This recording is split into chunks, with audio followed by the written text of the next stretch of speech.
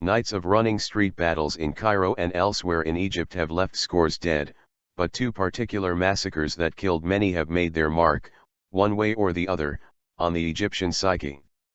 The first took place in front of the Republican Guard headquarters on July 8, when at least 50 supporters of deposed President Mohamed Morsi were killed in gunfights.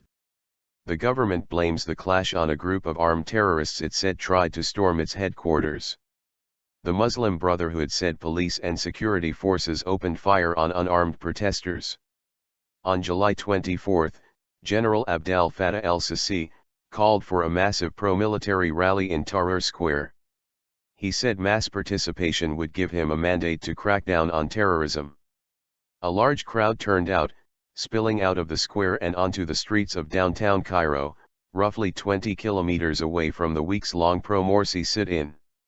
That's where at least 27 people were killed after protesters on the outskirts of the pro-Morsi vigil in Rabat al-Adawiyya Mosque in Cairo's Nasser City neighborhood clashed with security forces early on Saturday morning. Again, the Muslim Brotherhood accused the security forces of using live ammunition on unarmed protesters and demanded that those responsible be held accountable.